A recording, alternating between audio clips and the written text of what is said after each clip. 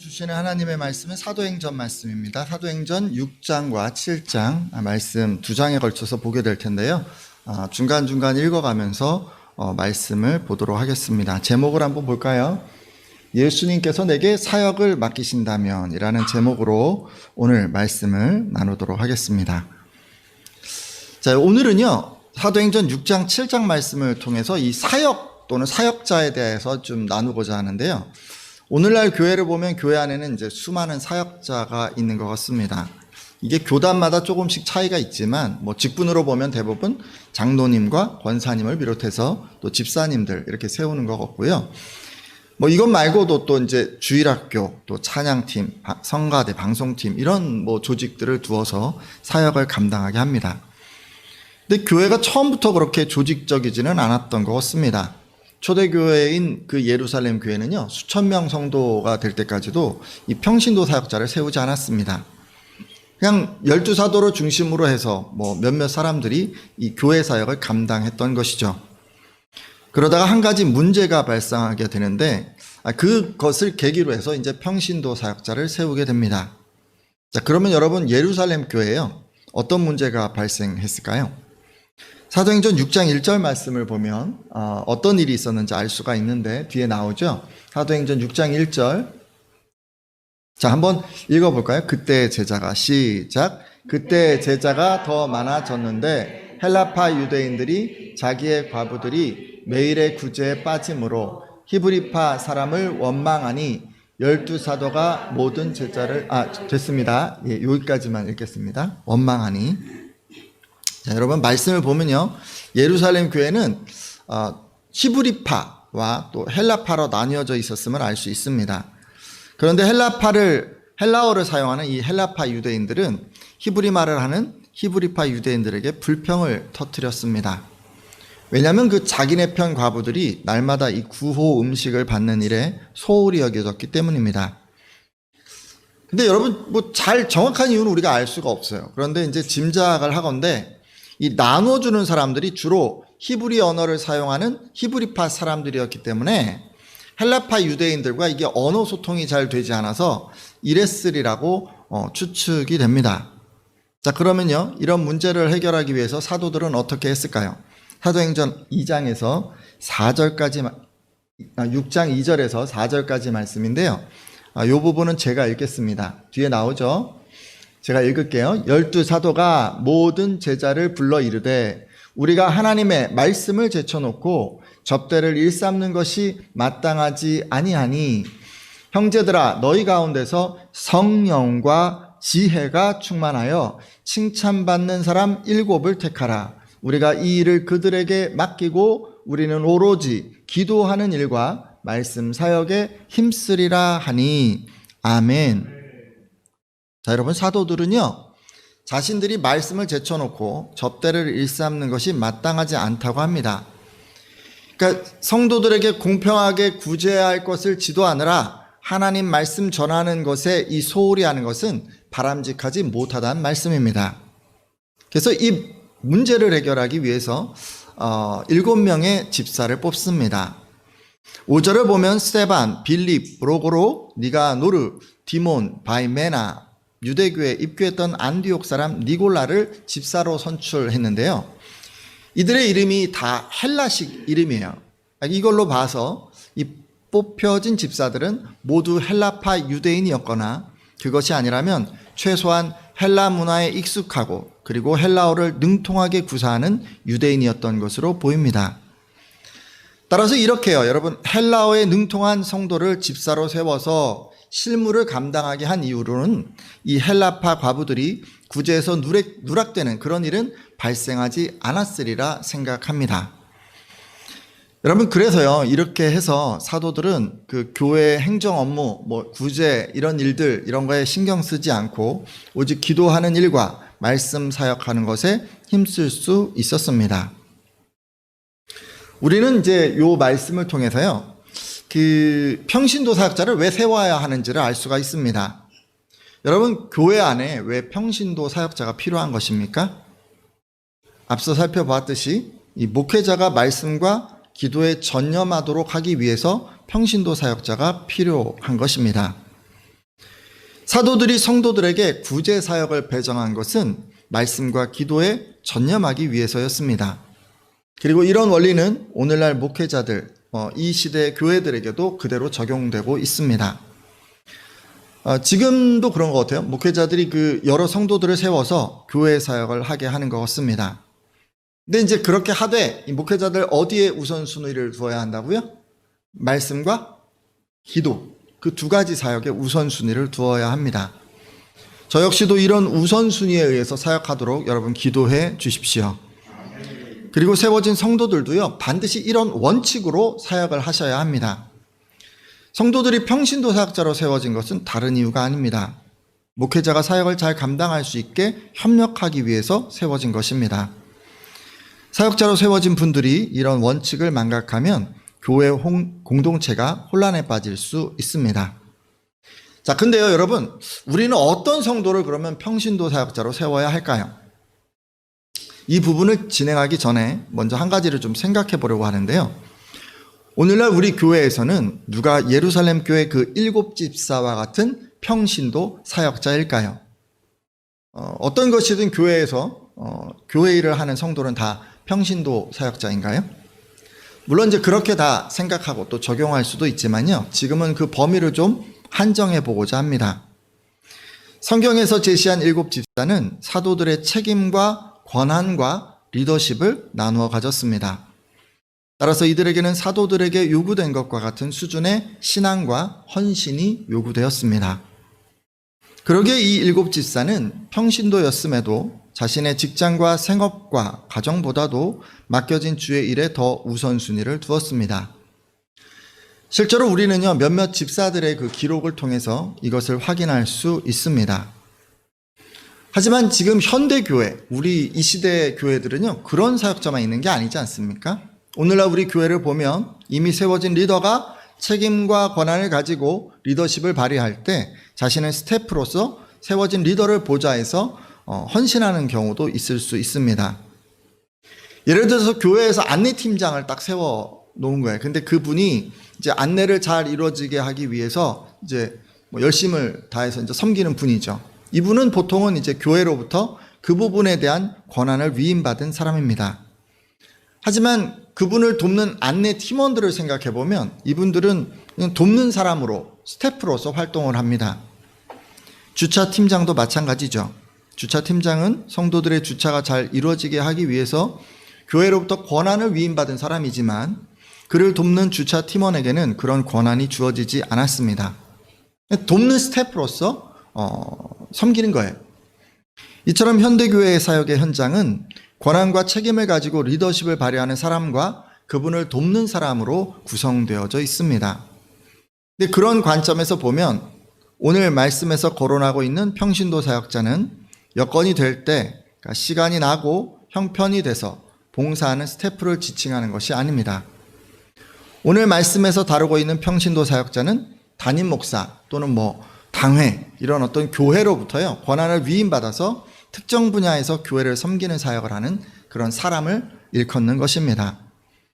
예를 들면 교회의 중요 사항을 결정하는 일을 감당하시는 이제 장로님이 계실 수 있고, 또 성도들을 신방하고 돌보는 일을 맡아서 감당해 주시는 권사님이 계실 수도 있고, 또 행정 업무를 맡아서 진행하는 이런 집사님을 들 수도 있습니다. 제가 이제 직분 중심으로 지금 말씀을 드렸지만 또 직분과 상관없이도 교회에서는 팀장이나 위원장이나 회장과 같은 직책으로 특정한 분야에서 교회와 성도들을 섬기는 분들을 지칭하기도 합니다. 그러기에 이런 분들은 교회 사역에 가장 큰 우선순위를 두고 섬기는 분들이라 할 수 있습니다. 자, 이제 본문이 말하는 집사가요, 어떤 평신도 사역자인지 좀 구분이 되시리라 생각이 됩니다. 자, 그렇다면 우리들은 어떤 기준으로 이 교회 공동체를 섬기는 평신도 사역자를 세워야 할까요? 오늘 아까 말씀 읽으셨는데 그 말씀에 의하면 성령과 지혜가 충만한 사람을 세워야 한다 합니다. 여기서 성령이 충만하다고 했는데요, 이 성령이 충만하다는 것은 무엇보다도 세상 죄에서 구별되고 늘 기도하는 가운데 하나님의 능력을 구하고 또 어떤 상황에서든지 하나님의 뜻을 분별하는 것을 말합니다. 당연하지 않겠습니까, 여러분? 사역자가요, 교회에서 일부분을 맡아서 지금 책임을 지고 사역을 하고 있는데 성령이 충만하지 않으면요, 이 공동체를 위험에 빠뜨릴 수가 있어요. 누구든지 충만하지 않은 상태에서는 사단의 시험에 쉽게 빠지기 때문입니다. 사단은 그런 거 같아요. 성도들을 교만하게 만들기도 하고 또 비판하게 하기도 하고 궁극적으로 이제 분열하게 만들기도 합니다. 그러다 보니까요, 여러분, 교회 사역을 감당하는 이 성도가 성령에 충만하지 않으면 이런 사단의 미혹에 넘어갈 수 있습니다. 남을 정죄하고 비판하고 또 주어진 권한으로 공동체를 세워가는 것이 아니라 도리어 분열시킬 수 있는 것이죠. 따라서 평신도 사역자를 세울 때는 반드시 성령이 충만한 사람을 세워야 합니다. 그리고 이제 조금 전에 또 뭐 지혜가 충만하다는 얘기를 했는데요. 처해진 상황에서 무엇을 해야 할지를 안다는 그런 의미입니다. 그래서 이런 분은 언제든지 실수하지 않고 하나님의 뜻대로 처신합니다. 여러분, 그러기 위해서 이 평신도 사역자에게 필요한 것은 무엇일까요? 아무래도 성경적 지식이 기반이 되어야 할 것 같습니다. 왜냐하면 이런 지식이 없이는 무엇을 해야 할지, 어떻게 해야 할지 알 수 없기 때문이죠. 그리고 이제 지혜가 충만하다는 것은 부르심의 의미를 잘 안다는 것입니다. 지혜가 충만한 사역자는 자신이 세워진 것은 이 목회자가 기도와 말씀에 전념할 수 있도록, 그리고 자신은 교회의 다른 업무를 감당하는 사람이다라는 것, 이런 것을 잘 기억하고 그런 원칙에 의해서 교회를 섬기는 그런 사람입니다. 그러니까 이런 조건들이 성령과 지혜가 충만한 이런 사람들을 우리가 이제 평신도 사역자로 세워야 하는 것이죠. 제가 지금까지 예루살렘 교회의 성도들이 많아져서 감당해야 할 일이 많아지자 사도들은 말씀과 기도에 전념하기 위해서 성도들 가운데 평신도 사역자를 세웠다고 말씀드렸습니다. 이제 이후로는 조금 이제 관점을 바꿔서 이제 말씀을 보려고 하는데요. 지금은 이제 교회 공동체 입장에서 또 이제 사도들의 입장에서 바라봤는데, 지금부터는 이제 세워진 평신도 사역자의 입장에서 좀 말씀을 보려고 합니다. 자, 만일 우리 중에요, 누군가가 성령과 지혜가 충만하다고 인정되어서 평신도 사역자로 세워졌다면 그 성도는 교회 공동체 안에서 또 세상 속에서 어떤 삶을 살아가게 될까요? 그리고 맡겨진 사역을 감당하기 위해서 그에게 꼭 필요한 것은 무엇일까요? 이제 남은 시간에 그 스데반 집사의 사례를 통해서 이에 대한 해답을 좀 얻어보고자 합니다. 제가 앞서 그 예루살렘 교회에서 7명의 집사를 세웠다고 말씀드렸는데요. 그 후에 이 예루살렘 교회는 더욱 흥왕해 갔습니다. 하나님의 말씀은 널리 전파됐고 믿는 사람들의 수는 크게 늘어났습니다. 심지어 유대교 종교 지도자들인 그 제사장들까지도 믿게 되었습니다. 특별히 지금 7집사 가운데 이 스데반은요, 하나님의 은혜와 능력이 충만했고 그러기에 굉장한 기적, 또 놀라운 일까지도 많이 행했습니다.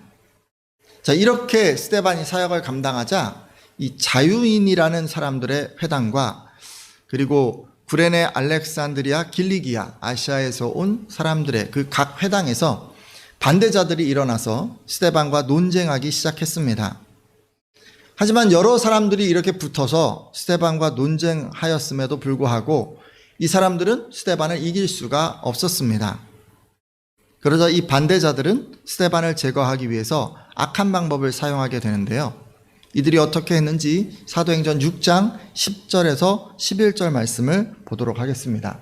자, 뒤에 나오죠? 사도행전 6장 10절에서 11절까지 말씀인데요. 같이 한번 읽어주시겠어요? 스데반이, 시작. 스데반이 지혜와 성령으로 말함을 그들이 능히 당하지 못하여 사람들을 매수하여 말하게 하되, 이 사람이 모세와 하나님을 모독하는 말을 하는 것을 우리가 들었노라 하게 하고. 아멘.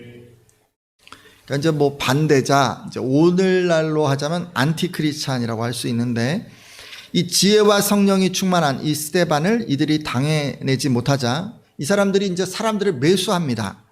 그래서 스데반이 모세와 하나님을 모독하는 것을 들었다고 말하게 했습니다. 그러니까 거짓, 또 모략 이런 것들을 사용해서 스데반을 함정에 빠뜨린 것입니다. 그리고 실제로 백성과 장로들과 율법 학자들을 선동해서 스데반을 잡아가지고 유대인의 공회에 끌고 갔습니다. 여러분, 스데반이 지금요 하나님과 교회를 위해서 큰 일을 감당했잖아요. 그리고 뭐 늘 복음 전하는 것에 힘썼지 않습니까? 근데 이렇게 했음에도 세상에 나가서는 도리어 사람들에게 미움을 받았고 또 이렇게 억울한 누명을 쓰고 곤경에 빠지게 된 것을 알 수가 있습니다. 여러분이 평신도 사역자가 되잖아요. 교회 공동체를 충성되게 섬기고 또 세상에 나가서 하나님 말씀을 전하고 그리고 세상에서 구별돼서 또 경건한 삶을 살아가시잖아요. 그러면 이런 험한 일을 만날 수가 있어요. 악한 사람들이 그냥 여러분들 공격하는 거예요.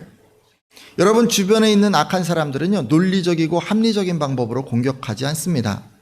그렇다고 예상 가능하고 방어할 수 있는 방법으로 공격하는 것도 아닙니다. 사단은 거짓의 아비이기 때문에 언제나 거짓과 술수를 사용해서 여러분을 궁지로 몰아넣습니다. 자, 그럼 이렇게 할 때 여러분 어떻게 해야 하죠? 여러분도 같은 방법으로 대응해야 합니까? 그들이 거짓으로 하니까 여러분도 거짓으로 대응해야 하는 것일까요? 아니죠. 그러면 곤란하죠. 여러분 반드시 선하게 대응하셔야 합니다. 반대자들이 거짓과 모략을 사용한다고 여러분도 그렇게 하시면 안 되는 거예요. 그렇다고 여러분 자기 경험, 능력 이런 것 의지하셔도 안 됩니다. 스데반처럼 하나님을 의지하는 가운데 성령의 능력, 진리의 말씀으로 악과 맞서셔야 합니다. 오늘 함께한 예배자들은 다 스데반처럼 악과 맞서는 분들 되시기를 바랍니다. 우리 잘 알고 계시죠? 로마서 12장 21절에 악에게 지지 말고 선으로 악을 이기라 라는 그 말씀처럼 선으로 악을 이기는 또 악을 맞서는 분들 다 되어주시기를 부탁드립니다. 자, 여러분 이렇게 해요. 여러분이 선으로 이 악과 맞서 싸우면요, 그 현장에서 여러분을 지켜보는 사람들, 여러분을 아는 주변 사람들은 여러분을 통해서 하나님을 체험하게 됩니다. 잠시 6장 15절 말씀을 보겠는데요. 뒤에 또 나오죠? 한번 볼까요? 사도행전 6장 15절 말씀입니다. 공회 중에 한번 같이 읽겠습니다. 시작! 공회 중에 앉은 사람들이 다 스데반을 주목하여 보니 그 얼굴이 천사의 얼굴과 같더라. 아멘. 스데반의 얼굴이 어떠했다고 지금 말하고 있습니까? 천사의 얼굴과 같았다고 합니다. 요즘 다들 외모에 관심이 많으신 것 같아요. 우리는 외모를 가꾸기 위해서 다양한 노력을 기울입니다. 슬림한 몸매를 가꾸기 위해서는 뭐 다이어트 하는 분들도 계시고 건강한 몸을 위해서는 또 운동을 하기도 합니다. 그리고 예쁜 얼굴을 위해서 마사지를 받는 분들도 있고 또 어디 가면 이렇게 뭐 큰일이 있으면 메이크업을 하시기도 하죠. 하지만 신앙인들에게는 이 모든 것보다 더 나은 방법이 있습니다. 뭐죠? 하나님의 선으로 세상의 악과 싸우는 거예요. 여러분, 이렇게 여러분이 선으로 악과 맞서시잖아요? 그러면 여러분의 얼굴이 어떻게 바뀌는 거예요? 천사의 얼굴처럼 바뀌는 거예요. 우리가 세상에 나가서요, 사람들이 너 얼굴이 너무 밝아졌어, 너 얼굴이 너무 좋아 보여, 너 얼굴이 너무 아름다워 라는 얘기를 여러분 듣고 싶으시면요, 다른 거 하지 마시고 선으로 악과 맞서서 싸우시면 되는 거예요. 오늘 함께한 분들은요, 늘 선으로 악을 맞서는 분들이 되어 주십시오. 그래서 날마다 예뻐지시고 주변 사람들에게 천사의 모습은 이런 거다라는 것을 보여주는 그런 분들 다 되시기를 부탁드립니다. 자, 근데 여러분 이렇게요, 좀 문제가 좀 있는데 뭐냐면 우리가 이제 선으로 이게 악과 막 싸우잖아요. 대응하잖아요. 그렇죠? 그럼 반드시 우리가 이길까요? 물론요, 최후 심판의 날에 우리는 승리를 합니다. 그러니까 멀리 바라보면 의롭게 싸우는 사람, 선으로 악과 맞서는 사람은 반드시 승리하는 거예요. 근데 짧은 시각으로 보면요, 현실에서는 그렇지 않을 수도 있습니다. 믿음으로 살아감에도 현실에서는 악에게 당하는 경우가 있을 수가 있어요. 그러니까 바로 스데반의 경우가 그랬죠. 스데반은 성령이 충만하고 능력을 행하는 성도였고 복음을 전함에 거침이 없고 결코 다른 이에게 지지 않는 정말 말씀으로 준비된 성도였는데도 불구하고 악한 이들의 손에 그만 순교당하고 맙니다. 반대자들이 거짓으로 중상모략했는데 결국 그것 때문에 죽음에 이르게 된 것입니다. 여러분, 사도행전 7장을 이제 넘어가 보면요, 공회 앞에 서서 이제 스데반이 뭐라고 얘기를 하냐면, 아브라함으로부터 모세와 다윗과 솔로몬에 이르기까지 하나님께서 이스라엘을 어떻게 인도하셨는지를 설명하면서 그들의 조상들이 모세의 말을 듣지 않고 오히려 그를 배척하여 이 이집트로 돌아가려고 했고, 또 율법을 받으려 하기보다 송아지 모양 우상을 만들어서 거기에다 제물을 바쳤던 것처럼 지금도 반대하는 이스라엘 사람들은 동일한 죄를 반복하고 있다고 그렇게 얘기를 했습니다. 그리고 이에 또 덧붙여서 높으신 하나님은 사람의 손에서 이 손으로 지은 집에서 사시지 않음에도 이스라엘 사람들은 성전을 신성시하는 악을 행하고 있다고 책망을 했습니다. 그리고 무엇보다 이스라엘 사람들은 의로운 예수 그리스도를 죽였고 율법을 받기만 하고 지키지는 않았다고 책망하게 되죠. 이렇게 이제 쭉 이스라엘의 역사를 돌아보면서 조상들이 잘못한 것처럼 동일한 죄를 지금 너희가 짓고 있고 예수 그리스도를 못 박아 죽이기까지 했다라고 얘기를 하니 이 반대하는 이들은 격분을 하게 되고 그리고 스데반에게 이를 갈게 됩니다. 근데 바로 이때 성령에 충만해진 그 스데반이 하늘에 계신 예수님을 보게 되는데, 여러분 말씀 잠깐 볼까요? 사도행전 7장 55절에서 58절 상반절까지 말씀인데, 사도행전 7장 55절에서 58절 상반절까지 좀 긴데요, 이 부분 제가 읽겠습니다. 스데반이 성령 충만하여 하늘을 우러러 주목하여 하나님의 영광과 및 예수께서 하나님 우편에 서신 것을 보고 말하되, 보라, 하늘이 열리고 인자가 하나님 우편에 서신 것을 보노라 한데, 그들이 큰 소리를 지르며 귀를 막고 일제히 그에게 달려들어 성 밖으로 내치고 돌로 칠세. 아멘. 여러분, 공회에 서서 담대하게 말씀을 전하던 이 스데반이 문득 하늘을 보게 됩니다. 그랬더니 하나님의 영광이 보이고 예수께서 하나님의 오른쪽에 서 계신 것을 보였습니다. 그래서 그는 뭐라고 얘기를 하냐면, 보십시오 여러분, 하늘이 열려 있고 하나님 오른쪽에 지금 인자가 서 계신 것이 보입니다 라고 이렇게 얘기를 하게 되는데, 이 말을 듣자마자 사람들은요 귀를 막고 큰 소리를 지르고 일제히 스데반에게 달려들었고 그를 성 바깥으로 끌어내어서 돌로 쳐 죽였습니다. 여러분, 주님 일에 충성하던 이 스데반 집사가 그만 순교당하고 만 것입니다. 지금까지 제가 이 평신도 사역자로 세워진 이 스데반에 대해서 말씀을 드렸는데요, 그는 복음을 전하는 삶을 살았음에도 이 세상 속에서 악한 이들의 공격을 받았고 또 선하게 대했음에도 결국 그들의 손에 목숨을 잃고 말았음을 알 수 있었습니다. 여기까지가 스데반 스토리예요. 자, 근데 우리가 이 스데반 스토리를 접하면서 이 마음 한켠이 불편한 것은 왜일까요?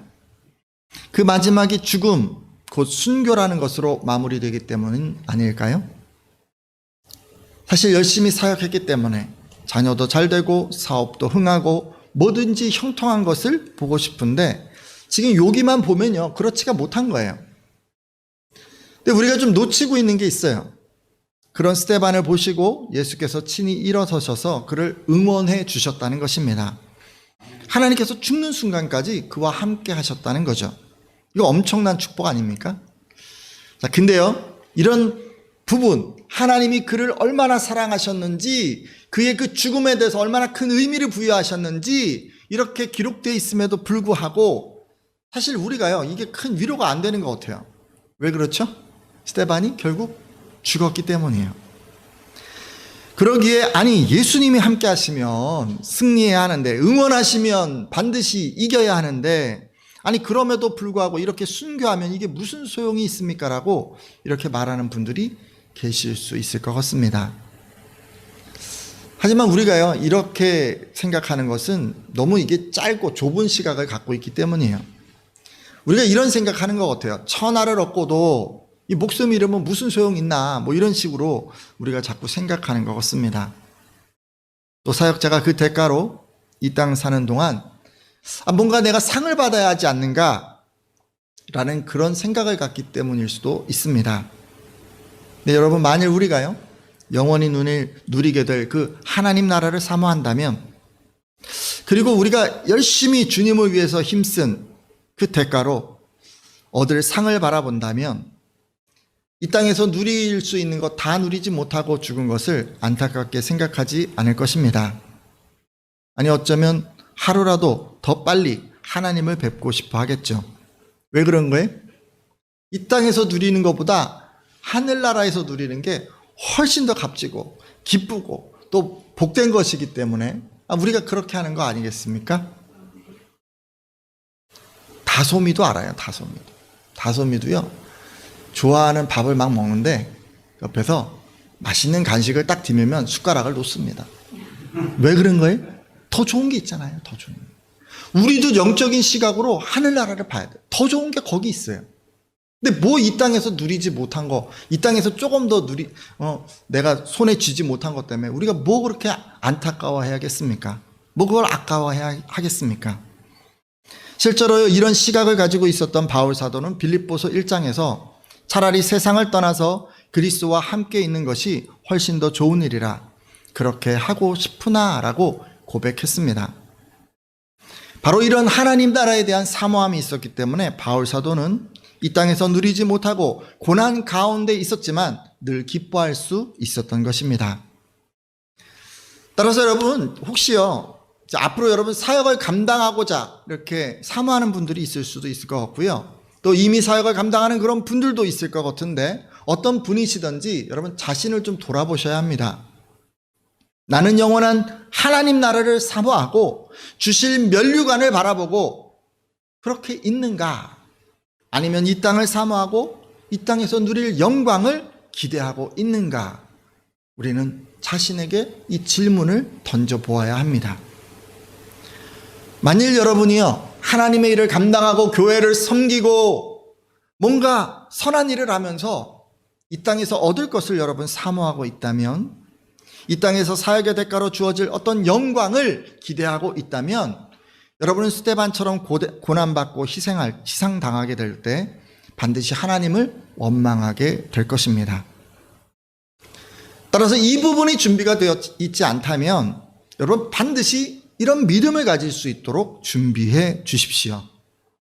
그래야 사역을 감당할 수 있는 거예요.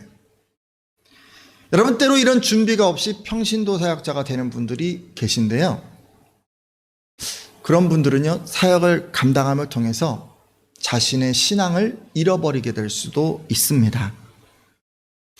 지금까지 사도행전 6장에서 7장 말씀을 통해서 평신도 사역자를 세우게 된 것은 사도들이 기도와 말씀 사역에 전념할 수 있도록 돕기 위함이었다는 것과, 또 평신도 사역자는 성령과 지혜가 충만한 분을 세워야 한다는 것과, 끝으로 평신도 사역자는 반드시 하나님 나라를 소망하는 가운데 사역해야 한다는 것을 말씀드렸습니다.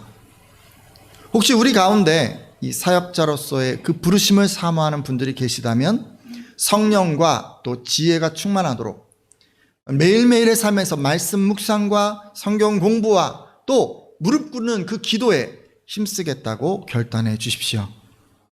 아울러 이미 사역의 자리에 있는 분들이라면 목회자가 다른 것에 신경 쓰지 않도록 잘 지원하고 있는지, 또 하나님 나라를 소망하는 가운데 내가 이 일을 감당하고 있는지 돌아보시기를 바랍니다.